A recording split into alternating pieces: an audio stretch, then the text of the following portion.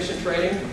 We hope to not keep you here more than an hour. We'll get you in, get you out. I know you all have busy schedules, and we do appreciate everyone taking time out of their busy day to join us. If you haven't yet, please feel free to grab some juice, grab a bagel, settle in. We want this to be not formal, just casual, and get the training done. I'm Bob Trombley, Provo City Legal Office. I will be your host to try to answer any questions if you have any, and I'll make a short presentation on open meetings. After that, our city recorder Janine will have a presentation on government records.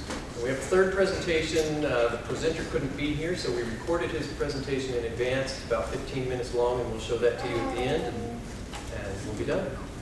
Any questions before we begin? Okay, let's jump right into it. Yes? If there's no signing, does nobody care who's here? That's a good one. Just take a picture with your iPhone. Yeah. Maybe let's pass around the sign-in sheet. That's a good idea. Good question. The recorder's here, she'll remember. So I will pass this around if you wouldn't mind putting your name on it and which board or commission you're on. We'll go from there. All right, open meetings. This will be the least interesting topic of the morning, but it is required by law.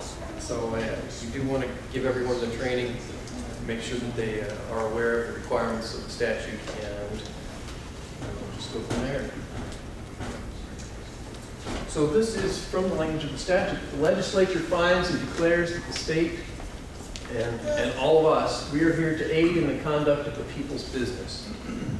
And the intent of that is that we take our actions openly and conduct our deliberations openly. So it's all about openness. Make sure that everything we do is out in the open. Come on.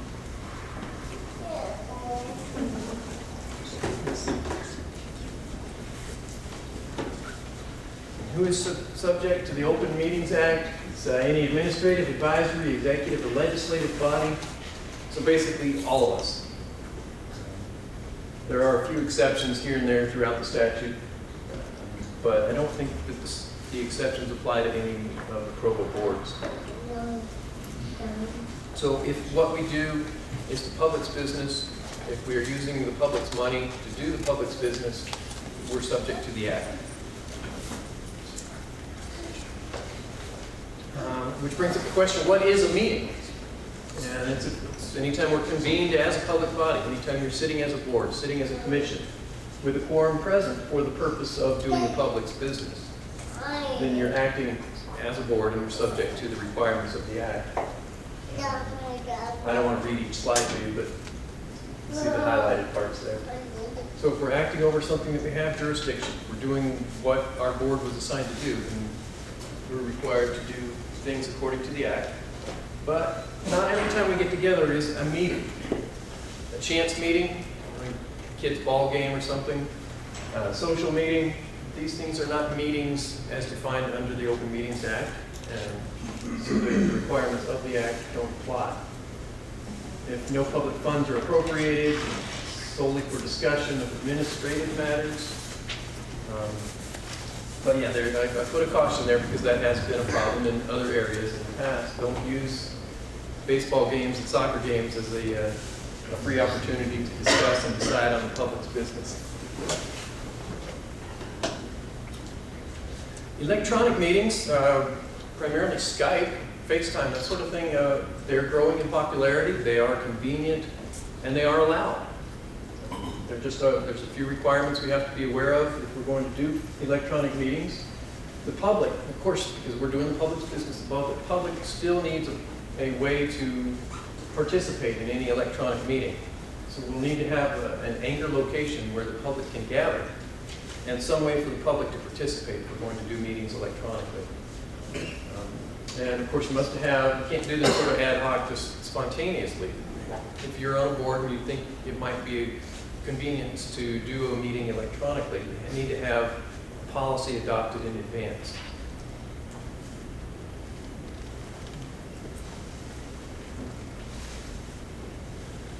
At times, a board or a commission or a council may wish to close a meeting to discuss sensitive items, and you can see there are several sensitive items that can be discussed.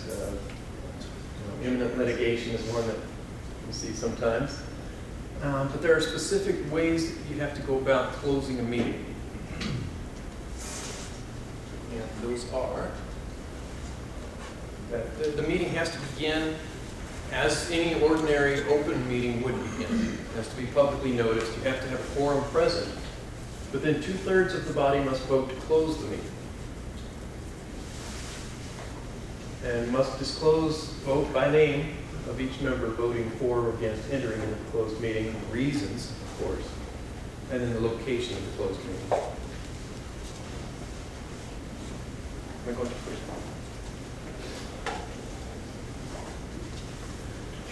While you may use closed meetings for discussion of these sensitive items that have been listed, can't approve any ordinance, can't approve any decision. The public needs a way to participate in all public business. So final decisions are generally not allowed in a closed meeting setting. So have a closed meeting if necessary to discuss whatever it was that needed discussion. But then before taking any final action, the meeting needs to be open and the public needs a way to participate. So notice requirements, I'm sure you're all familiar with, and nothing has changed in the last couple of years. It must be posted, physically posted at the location of the meeting, published in a local newspaper, and posted to the Utah Public Notice website, which is actually a very convenient, user-friendly website if you haven't been to that. Check it out sometimes. Need a 24-hour prior notice, and agenda, date, time, and location.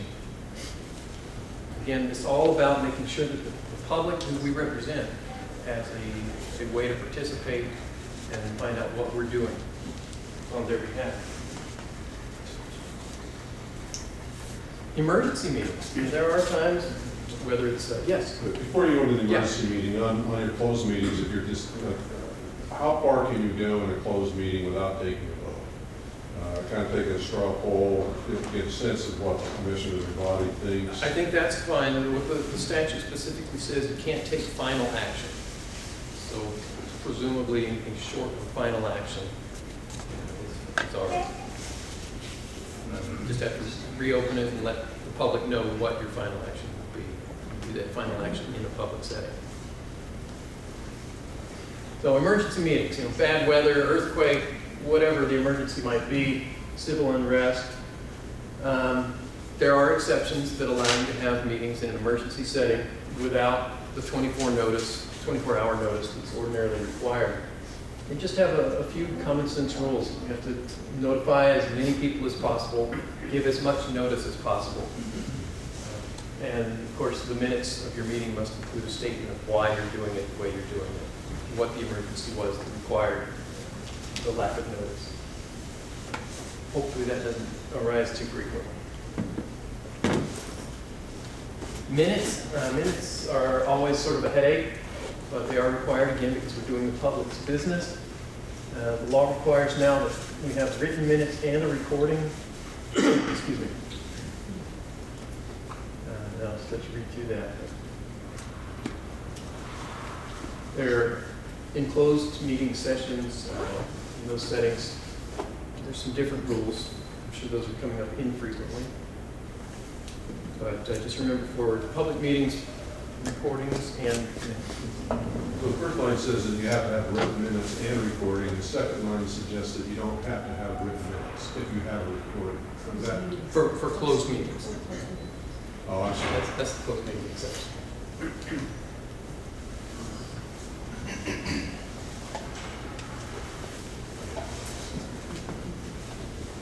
Requirements for minutes, they need, of course, the basics, the date, the time, the place of the meeting, and the names of the members who were present or absent. Open meetings minutes need to include everything that is the public's business that was discussed, decided, individual votes, and any additional information requested by a member. Sometimes a board commission member may say, I would like this to be reflected in the minutes. That needs to be in there. Minutes of closed meetings are much more brief. because of the nature of the closed meeting itself. I have some question. Yes. I'm still thinking this morning, but can you go back one slide? Sure. It says somewhere that the presiding person must sign a sworn statement. What is that? What does that mean? Bob, I can answer that if you want. Yeah, Brian, back there. On that slide, there's two reasons why, if you're in a closed meeting, you can turn the recording off. And if you choose to do that, then you have to have a signed statement from the chairperson that says the subject of the closed meeting fell within one of those two exceptions. So we need to have a written document. So for instance, if you're having a closed meeting, and the one that we see in with the council, if you're having a closed meeting and the purpose is to discuss the character and competence of somebody, for example, an employee, under state law, if you choose to, you can turn the recording off and not record that closed session. But in order to do so, the chairperson must sign a statement saying that the only thing you talked about was the character and competence of an individual. It was only for that. It's not for other closed meetings. Right, it's just if you turn the recording off, and there's only those two reasons on the slide that you're able to do that. Okay, so it wouldn't be like we discussed the purchase of property or land or money. You don't need that signed, so. Just for these exceptions. Just for your information, I know several cities, they do not sign a statement regardless of what's being discussed. Simply just to make sure that they have that, in case they ever need it for any reason. And so it's not required, but some cities do it just to cover themselves. Just out of habit. So the Yeah. only things we discussed in this meeting were things that are allowed to be discussed in a closed meeting. Is that what you say? Yeah, be specific. We need to be as specific as possible, just to make sure it's qualified under one of these exceptions. You just have to state you're discussing either a personal characteristic or something. You don't have to be specific about who it is about. Right. Thank you. Any other questions?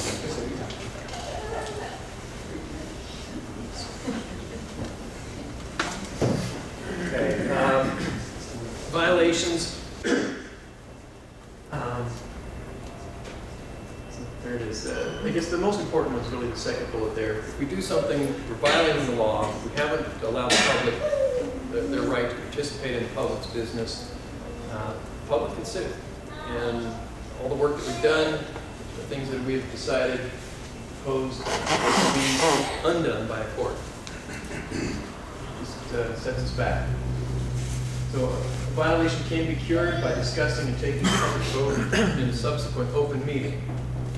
But there's always that last bullet of, if we don't do it right, someone takes us to court, could be on the hook for attorney's fees and court costs and that sort of thing. But it is, the whole reason we're here, the whole reason we do this is to assist the public in doing the public's business. That's the bottom line.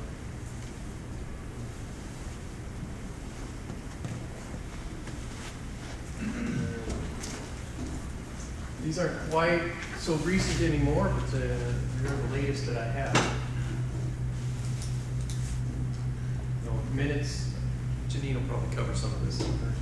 Minutes are required within 30 days, final minutes within 3 days of approval. Did I see a hand? Any questions on open meetings? All right, we'll move on to government records. As Bob said, my name is Janine Weiss. I am the recorder for Provo City. And as such, I am the official record keeper for the city. If you come into my office, you'll notice on one wall there's a safe door. It's my vault. And you open that vault, what you're opening yourself to is Provo's history. I have documents in that vault that go back to the 1800s. It's amazing. It's history. It's so exciting. And I just want to let you know that every single one of you in this room is going to be part of that history. And if you think about it that way, the service that you guys are performing here on this board, you're making history. And 50 years from now, somebody might want to come and look up something for the Parks Recreation Board, and your name will be there, and your thoughts and your contributions will be a part of that history. So I think it's really exciting. I recognize so many faces here, and I am so glad to see you. It's fun to see people that I know. Craig won't remember me, but we went to high school together. The ages is, we're both really young though, aren't we? That was what, 15 years ago? Let's go to closed meeting right now. So anyway, I just want to just make that, just stress that to you. You guys are part of history and it's exciting and I love it. And thank you so much for your service. So, GRAMA. What is GRAMA? I'm talking about the Government Records Access Management Act, formerly and lovingly known as GRAMA. Many of you in here have had up close and personal dealings with GRAMA. Some of you don't even know what it's all about, so we're just going to discuss it really briefly. So what is GRAMA? The state legislature has stated that the public has the right to information concerning the conduct of the public's business. So when Provo City, when the council makes any decisions, the citizens have a right to it. When the transportation, mobility, and I can't remember how it goes. What is it, Sherry? Transportation, mobility, advisory committee. When they make decisions or when they make recommendations, the citizens are they can have access to it. They have the right to see those things. But they also recognize that the city has the right, or people have the right of privacy in relation to personal data gathered by government and I'll spit it out. Gathered by the government. For instance, Officer Wolken knows this, when he arrests someone, that information, part of that information is public. The public can have access to it, but individuals also have a right to expect their privacy. So their date of birth, their social security number, other personal and private information, citizens don't have the right to have that. So that's what the government also states. But the government also says a public policy interest in allowing government to restrict access to certain records for the public good. And again, this kind of a lot of times goes into closed meetings where you have discussions that might talk about liability. When you're in negotiations with the power plant building, when they were talking about bids and everything, negotiations for the building of that power plant, those discussions were considered private until a bid is awarded. So that's the legislative intent of GRAMA.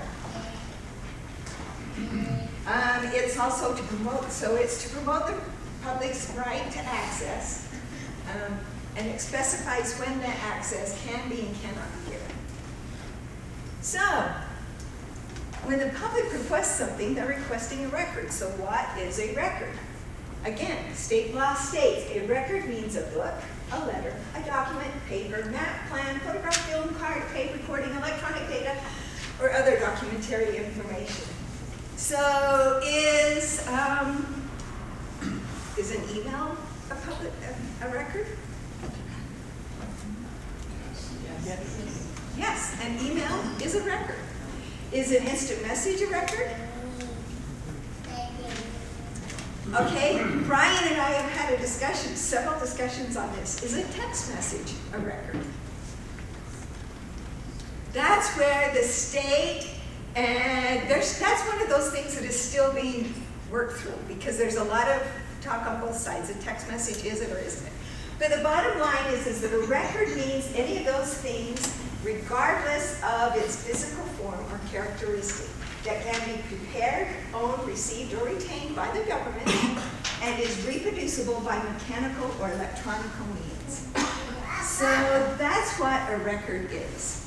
So when I submit a request for a record, then I should be able to access any of these things regardless of what that format is.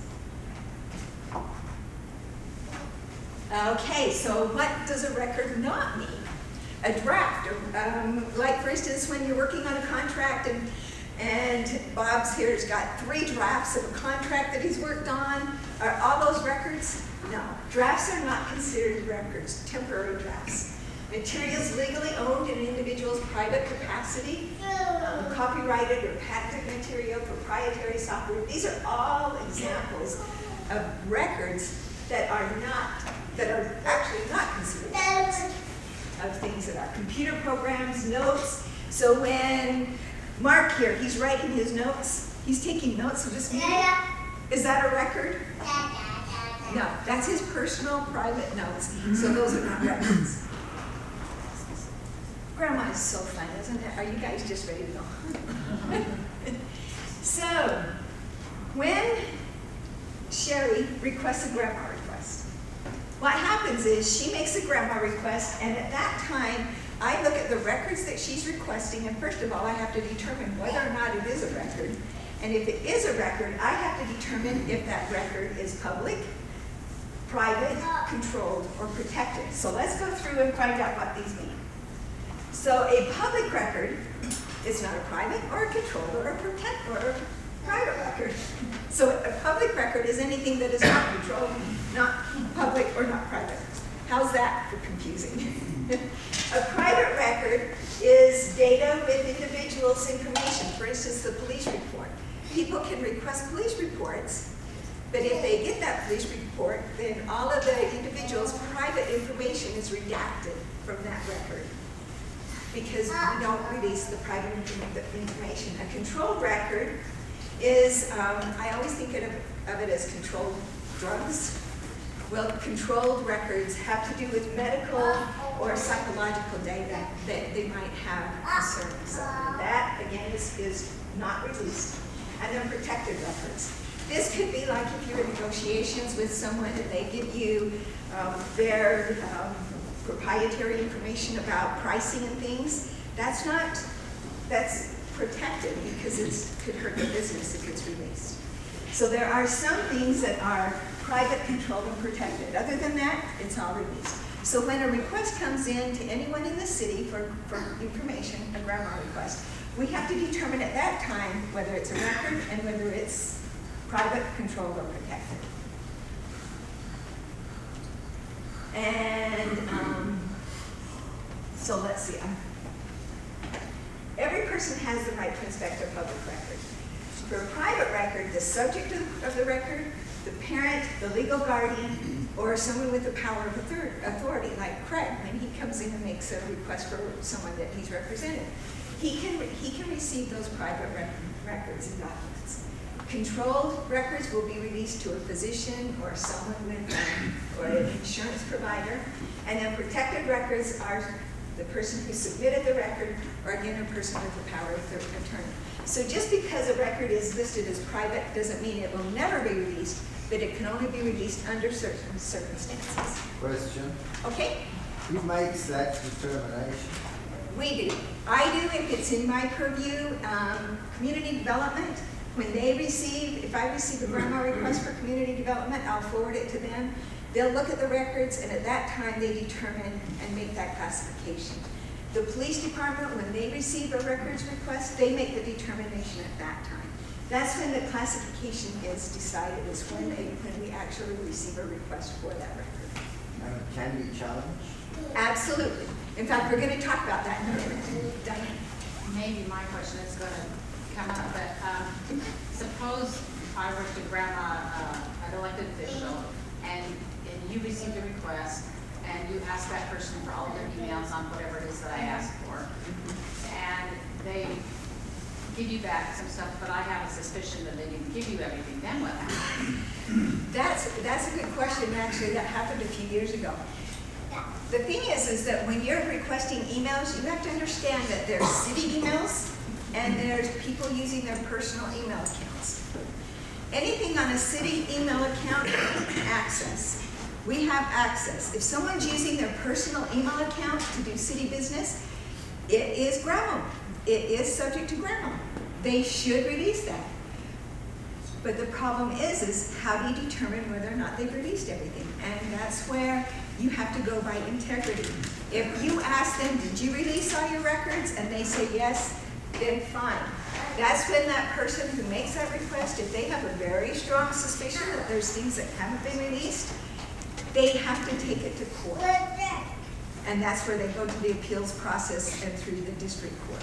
Because I can't look at their personal email accounts. But if we get a court order, then we can open their personal email accounts. Well, Janine, where does the state ombudsman play a part? I mean, isn't that a form of appeal rather than going to court? The appeal, okay, do you know what? Can you? Yes, do that? I can hold that. And come back to it for just a minute, because we're gonna come to it in just a minute. So, just for your information, there are fees associated with GRAMA. The majority of the time, I don't charge a fee, but it is, right now in Provo City ordinance, it states $10 per hour after the first 15 minutes. And then the cost of either reproducing or the copies or preparing a disc. So you have staff time and then reproducing time and then disc costs. So you do have both fees associated with it. They do encourage you not to charge if it's just for a short time. Like I said, most of my requests are only like 15, 20 minutes, a half an hour. So I'm not going to charge someone for 15 minutes time. But there are some requests that come in that are very time consuming. So we will charge at least $10 an hour. And we are looking at that because that's very low. And no charges encouraged when release of the record primarily benefits the public, which is the press. When the requester is the subject of the record or the requester's legal rights are implicated and the requester is poor. So there are some times when you don't charge a fee. So you know what, let's skip forward because we've gone through most of that. So you request the record, I release the information. If I don't release the information, so here's our access and appeals process. This is where I'm going to go. You make a request, either a written request or an informal request. The majority of them should be written, but sometimes if someone comes into my office and says, I need a copy of an ordinance, it's like, I'm not going to sit there and make them fill out a form. I'll just say, let's get it for you. So I either grant them access to the records, or the departments grant access to the records, or they deny it. If they deny it, then that requester has 30 days to appeal that denial to the, it's actually said the CAO, Wayne, but Wayne has given the mayor authorization to read. I don't know why, Wayne. But actually Mayor Curtis reviews all those appeals. At that time, the mayor will review everything. He'll either give access to the records or he'll deny the appeal. And then at that point, the requester, Diane, would have up within 30 days to appeal. And this says the State Records Committee, or it's actually the Records Committee. So there's two places. The state has a State Records Committee, but cities, by ordinance, can create their own appeals board past the mayor. And right now, Provo City has one, but we're in the process of updating it because the requirements for the appeals board have changed. So if Provo City creates their own appeals board, then that appeal will go to that appeals board. Right now, since we're kind of in limbo, we're sending all of our appeals up to the State Records Committee. So that person, after they receive a letter of denial from the mayor, or if the mayor just doesn't say anything, that's considered a denial. So after that happens, then they could appeal to the records board. Did you have a question? Okay. And so let's look at the State Records Committee. So the State Records Committee right now is made up of 7 members. And some of them are appointed by the governor, and they're all appointed by the governor with consent of the Senate for 4 years. So now that appeal is sent to the State Records Committee, and they sit down. In fact, we had one. I've been with the recorder's office for about 6.5 years now. This is our first appeal that's gone past the mayor's office. So it was kind of interesting to see. It was actually involving our police department. We went up to the State Records office, And what happens is you sit there and you have the person who made the request sitting on one side, then you're sitting on the other side. And you present your cases, both of you present your case to the State Records Committee, and they at that time make a determination whether or not to allow access to the records or to,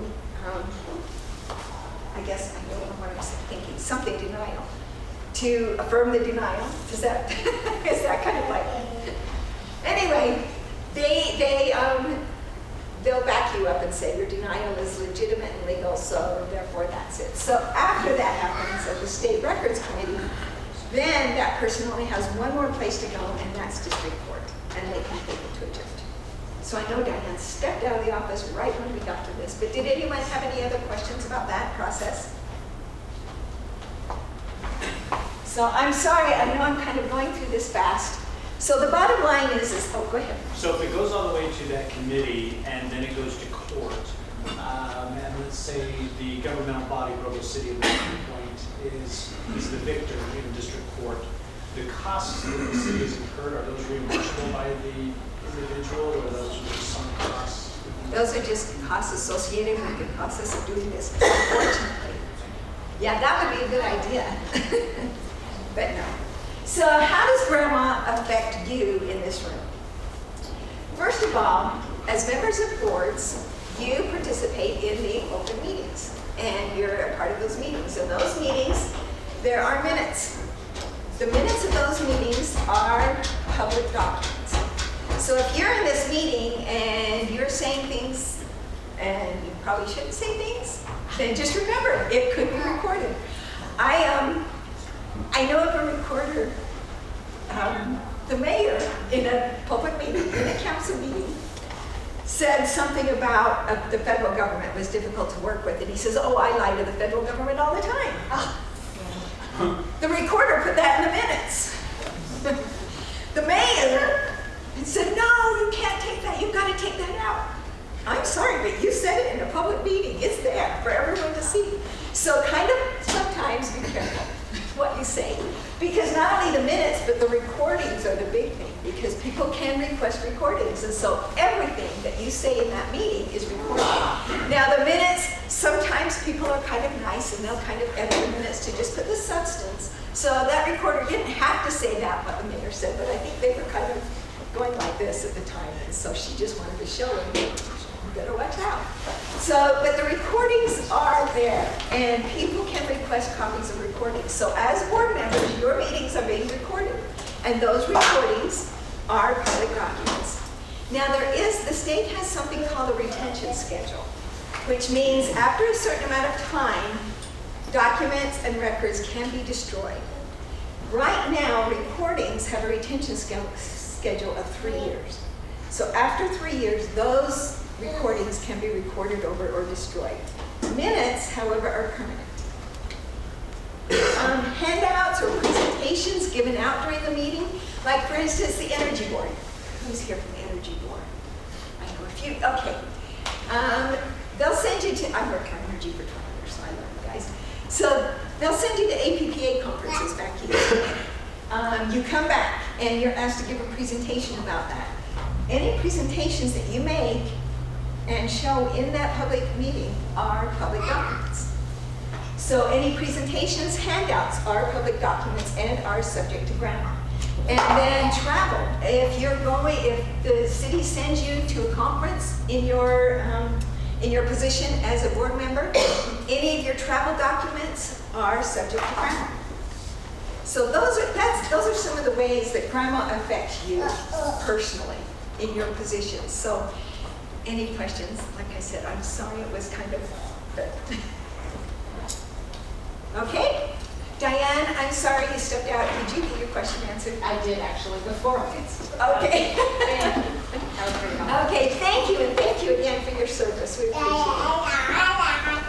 Thank you, Janine. Our last presentation, as I mentioned, is it's on video because our presenter couldn't be here today. Give me just a moment, we'll hook this up.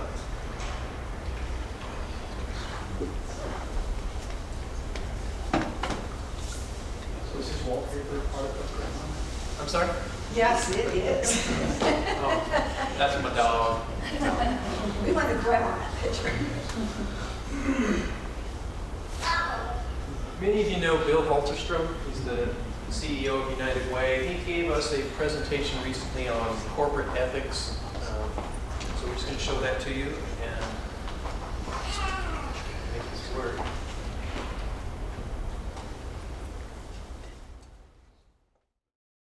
Well, I'm excited to be here with you today as we talk about board governance. Let me just introduce myself if I can. Yeah. My name is Bill Halterstrom. I'm the president and CEO of United Way. And I've had the unique opportunity of working literally with hundreds and hundreds of boards and advisory boards across the country in my career. And I've had a chance to be able to, for the last probably 15, 20 years, do teaching on board governance. For those who want more detailed theory on board governance, of course, one of the gurus on board governance is John Carver, and I'll be alluding to some of his principles today as well. But let me just kind of start with generally how boards work and should work, and I'm going to do two simple diagrams to try to illustrate this. The general theory is that you have a community, and this circle here represents a community, and out of a community, for most virtually any board you have, you try to get a representation of a community. And I'm going to use these little boxes to represent various members of a community. The first principle I want to talk about is that representation is designed to be a very broad group of people. People with different ideas and different interests and backgrounds. There's a saying basically that says that if you all think alike, we don't need all of you around the table. So if the entire board thinks the same, then you probably don't have the right board there. If they're all thinking the exact same thing about every interest, you probably have the right group. And that diversity for boards can be different things beyond the traditional differences of diversity of age and ethnicity and schooling, but it may be on interests, on backgrounds, on even skill sets. All of those variances make a difference on a board. So the theory is that there's a board. A board represents a collective group, and one of the key principles is that no individual board member, commission member, or any kind of group has individual authority. Key principle there. You kind of, if you're in an election year, you always hear various members promising that when they go back to Washington, they're going to do this and this or this, which is really about as simple and believable as when you ran for 6th grade class president that you're going to put soda pop in the drinking fountains. The ability that you can have individual authority just doesn't exist. Board members have collective authority. And if you want to get yourself in trouble, pretend that you have individual authority. And that will destroy virtually any organization or any process. This chart continues on with this collective group usually oversees an individual or a system or part of an organization. And then from here, it breaks down to the traditional hierarchies that we're used to. That's the traditional way that boards would work. And this is true of governance boards in nonprofits. It's true in governance boards in business. And the basic concept is that collective authority going through a single point back down to a broader group of individuals. If you want to destroy rather quickly any organization or system, is either by design or by practice, shortcut this. Anytime you create a process or an action where an individual member here has any kind of authority down to somebody here, you'll almost always create chaos. And it's a natural mistake to have. And here's a traditional scenario that I tell in most nonprofit governance settings. Can you imagine that you have Tom down here, lives next door to Mary. Mary and Tom are talking over the back fence one day, and Mary, out of kindness, says, "Hey, how's everything going at committee, board, whatever?" And Tom goes, "Oh, it's terrible. All they do is complain to me. All they do is chew on me. They don't listen to anybody, et cetera, et cetera, et cetera." So the natural instinct up here is to want to respond to that by fixing it. We like to fix things. So we, by instinct, want to fix that, and we start going through trying to solve it all. To let you know why there's a challenge on that, all I have to do is ask anybody in this group if you've ever been in the military. Is the command system designed where the private can complain to the general, and the general then tries to fix it? No. If we try to do that, what happens? Chaos. It creates disorder. Beyond that, it destroys the organization, and it actually disempowers everybody else above it. So the principle here that comes into play that boards have to learn how to do is to build processes that people can trust, and then trust process. We spend way too much time trying to go down to the details. And let me tell you a quick story that illustrates that principle of trying to trust process. Years ago, I had a chance to work with a nonprofit in Montana. And I flew into this great little town the night before and had a thrilling chance to go to a 2-hour meeting with the Finance Audit Committee. It was a thrilling meeting, hearing a report on an audit. You laugh, but you can only imagine how exciting the 2-hour audit presentation is. But wait, there's more. The next morning, I went to their executive committee meeting, and guess what I heard? An hour and 45-minute summary of the 2-hour meeting the night before. Wait, there's more. I'm not done. You're laughing. I'm not done. At noon, I went to their full board. And guess what I heard? An hour and 30-minute summary of the 1 hour and 45-minute summary of the 2-hour meeting. Somewhere along the line, something broke down where people did not trust the process, and it got all repeated. Sometimes we do it where the groups farther up are saying, well, gee, I have to show like I'm asking questions. I don't want to act like I'm just a rubber stamp. And so they want to make sure they're asking questions, and all the attorneys in the group ask questions about legal stuff, all the accountants ask stuff about the accounting stuff, all the HR people ask stuff about the HR stuff, because they want to prove that they're doing something. But they're forgetting that their main goal was to create process, and then review the process to make sure the process is working and see if the outcomes are coming out. So this over-focus on redoing everything, often to be in design, we do it with often the greatest of intentions. But often it creates great chaos in an organization and wastes time. And we all know how fun it is to be in a meeting. Imagine if you're in that audit committee, you're saying, well, gee, why should I spend 2 hours doing this if 2 more committees are going to re-ask every single question I asked? So create processes that you can trust, and then trust processes. Let me change with another quick drawing here to illustrate a couple of other principles that apply here. Let me see if I can, not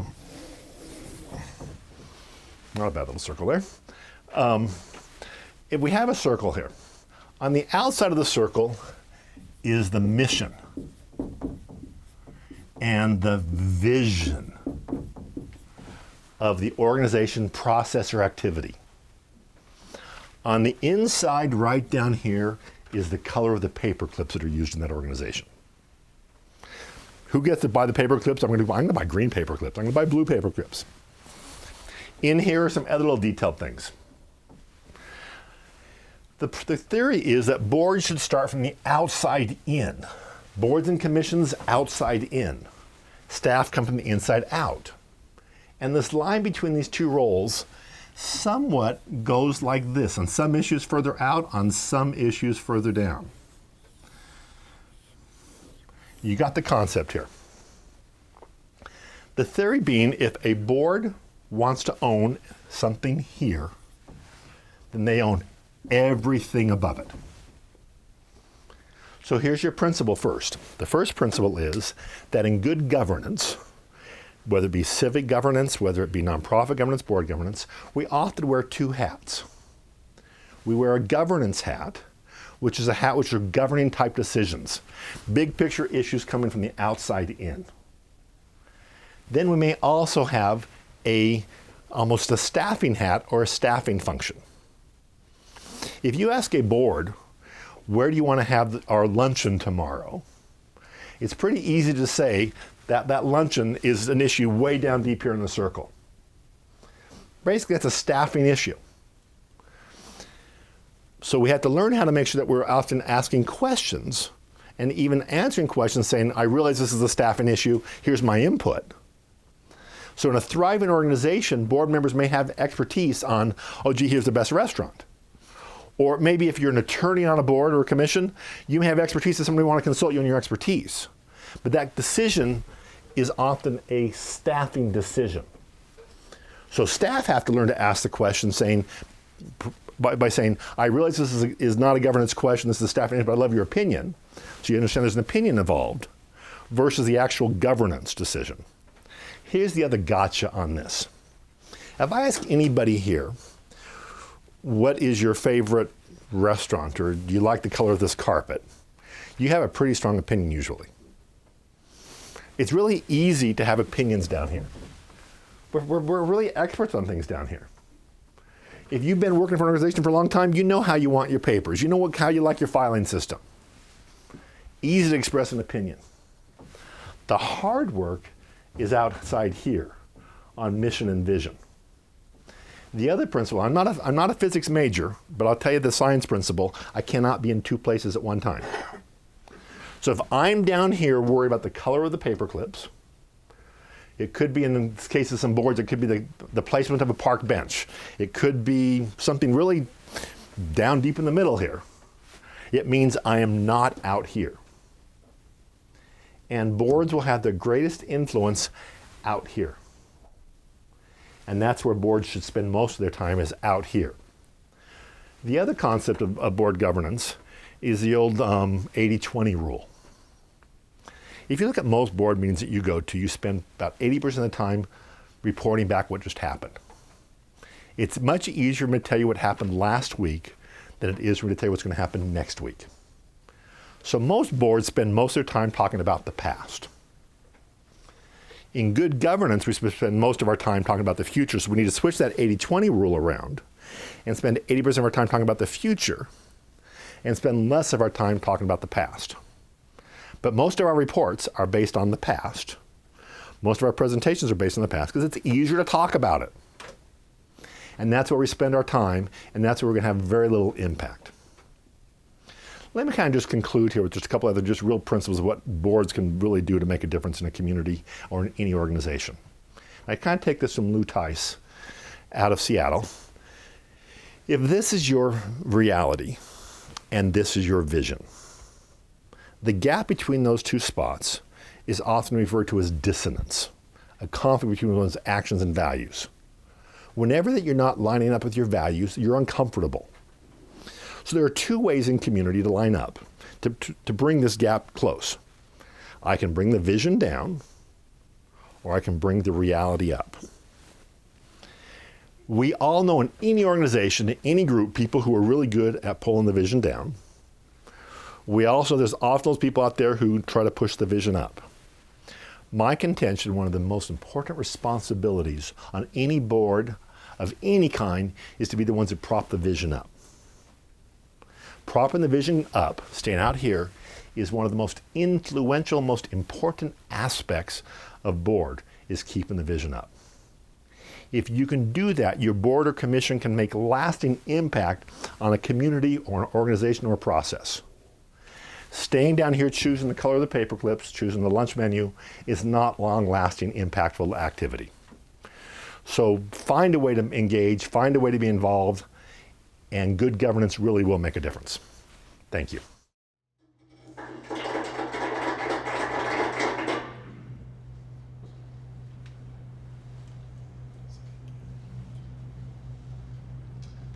Okay, well, subject to your questions, that is all we have for you today. Very grateful that everyone could come out and participate with us.